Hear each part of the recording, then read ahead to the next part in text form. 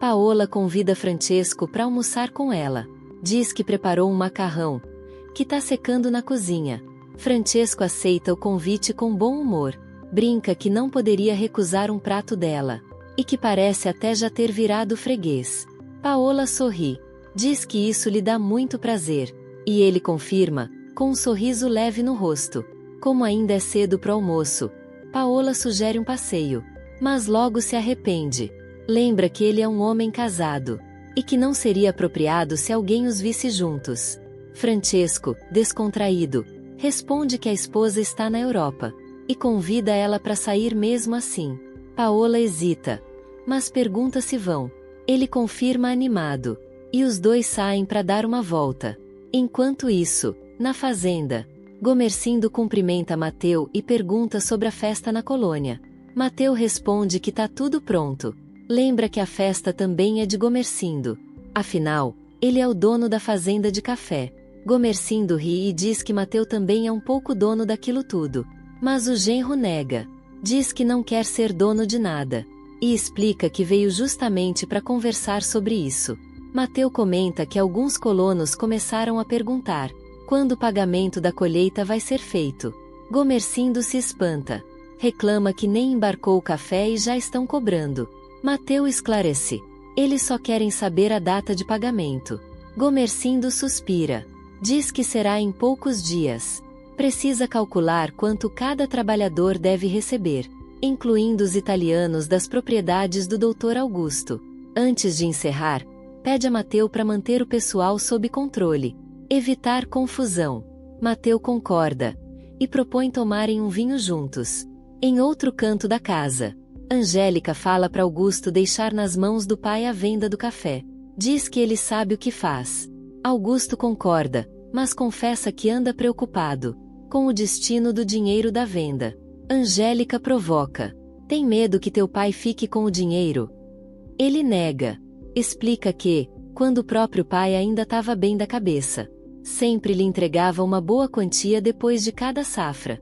Era com esse dinheiro que ele se sustentava, pagava estudos e ajudava Paola. Angélica reage com ironia ao ouvir o nome da moça. Augusto admite o passado, mas diz que essa história acabou. Não quer mais falar sobre isso. Angélica concorda, mas ele insiste que o assunto o incomoda. Pede que ela não volte a tocar nele. Diz que já basta o incômodo causado pelo sogro. Angélica pergunta se ele tá sem dinheiro. Augusto admite que sim. Ficou quase sem nada depois de entregar a Gomercindo o que tinha guardado. Tudo para pagar os colonos. Ela comenta que a mãe contou que o pai teve que completar o valor do próprio bolso. Augusto confirma. E repete. Ficou quase sem nada. Nesse momento, Maria aparece e chama os dois pro almoço. Angélica sorri. Propõe continuar a conversa depois. Augusto concorda. Mais tarde, Mateu fala com Rosana. Pergunta se a mãe dela comentou alguma coisa. Rosana diz que não. Só não tá muito bem. E não sente nenhum sinal ainda. Mateu pergunta se não há sintoma nenhum. Ela ri. Ele lembra que hoje tem festa na colônia, para comemorar o fim da colheita. Convida Rosana para ir com ele, mesmo que não possa dançar por causa da barriguinha. Ela sorri. Diz que não pode dançar, mas talvez vá. Mateu insiste para ela comer. Ela diz que não tem fome e manda ele almoçar. Mais tarde, Rosana chama Mateu, assustada. Pergunta se será um menino. Ele estranha a pergunta. Ela confessa que tem medo de ser menina e decepcionar o pai. Mateu segura a mão dela. Diz que isso não importa, que vai amar a filha do mesmo jeito. Mas quando Rosana conta que o pai falou em afogar, Mateu muda de tom. Olha firme e diz: se for menina e ele falar em afogar, quem eu afogo é ele. Em outro cenário, Marco Antônio reclama com o pai. Diz que ele sai cedo, volta tarde e ninguém sabe onde foi. Juliana apoia. Diz que é verdade. Francesco suspira. Explica que foi ao hipódromo. Encontrou amigos, e depois das corridas, foram almoçar. Marco Antônio repete com ironia. Depois do cavalo, fomos almoçar. E pergunta o que fez depois do almoço. Francesco se irrita. Diz que depois de comer ficaram conversando. E pronto! Exclama que parece até um menino sendo interrogado. Juliana tenta acalmar. Diz que só ficaram preocupados. Mas Francesco responde que não há motivo nenhum. A cidade é pacífica. E nada de ruim pode acontecer com um homem como ele. Marco Antônio concorda, mas insiste. Já que tem telefone, o pai podia ter avisado. Francesco retruca. Telefone? Onde eu ia arranjar um? Tem um em cada esquina, por acaso. Irritado, ele sai dizendo, permesso. Juliana pede pro filho deixar o pai em paz. E o convida para ir embora. Ele concorda e responde carinhosamente. Vem, bela mia. Enquanto isso, Gomercindo oferece um gole de vinho a Mateu. Pede que ele se acalme. Mas admite que é ele mesmo quem tá nervoso. Angélica pergunta se Dona Leonor é mesmo parteira. Mateu responde que nunca viu ela fazer um parto. Mas se disse que é, deve ser. Gomercindo encara Angélica com impaciência. Repreende a filha, dizendo que tá com cara de quem acha que o mundo vai acabar. Vai se deitar com teu marido, menina. Ele ordena.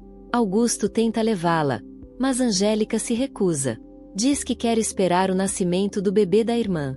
Quer saber se vai ser menino ou menina. Gomercindo se irrita. Franze o rosto e pergunta: e o que é essa preocupação agora, hein? Ela responde firme: quero ver o que o senhor vai fazer, se for uma menina. Furioso, Gomercindo bate o pé. Ordena que ela obedeça. E manda Augusto levá-la para dentro imediatamente. Depois, se volta para Mateu. E, com voz pesada, declara: tem que ser menino. Um italianinho macho. De repente, o som do choro do bebê enche o quarto. Rosana, aflita, pergunta à mãe: é menino, mamãe? Me diz, por favor. Maria, emocionada, segura a mão da filha. Sussurra com os olhos marejados: Deus ouviu as nossas preces. Leonora confirma com alegria: é um belo ragazzo. Um menino forte, como o pai. Rosana se ilumina. Respira aliviada e exclama: é um italianinho. Maria agradece a Deus. E Leonora responde baixinho: amém. Ainda com lágrimas nos olhos, Rosana pede: chama Mateu, e meu pai também. Leonora sorri e sai apressada. Sozinha com a mãe, Rosana suspira. Diz que ainda mal acredita no que aconteceu. Maria concorda. Confessa que o nascimento do menino lhe tirou um peso enorme dos ombros. Tinha medo que a filha passasse pelo mesmo sofrimento que ela viveu, quando deu à luz Rosana e Angélica. Rosana, orgulhosa, acaricia o bebê. Sussurra: meu filho é homem, um vero machio italiano. Pouco depois, Mateu chega sorrindo. Mostra o bebê a Gomercindo e diz cheio de orgulho: olha só, não nega a raça. O sogro concorda satisfeito. Mateu admira a beleza do filho. E Gomercindo comenta, brincando: ao italiano, não faltou vigor. Maria, firme, intervém: basta, deixa o bebê em paz. Gomercindo então se aproxima de Rosana. Ela, emocionada, diz: é homem, papai, como o senhor queria. Ele confirma com orgulho e a abençoa por isso. Rosana olha para ele com ternura. Pergunta baixinho: o senhor teria mesmo afogado, se fosse menina? Gomercindo hesita e retruca: por acaso eu afoguei alguém? Mateu tenta encerrar a conversa. Deixa isso pra lá, o senhor fala demais. O sogro dá uma risada sem graça. Concorda, meio constrangido: é, sou uma bruta bestia, como dizem os italianos. Rosana sorri com doçura. Diz que o ama. E Gomercindo responde, com voz rouca: eu sei. Mais tarde, Maria comenta com um sorriso leve que o marido queria tanto aquele menino, que deve ter chorado escondido. Ela observa o bebê. Percebe que ele tá com fome.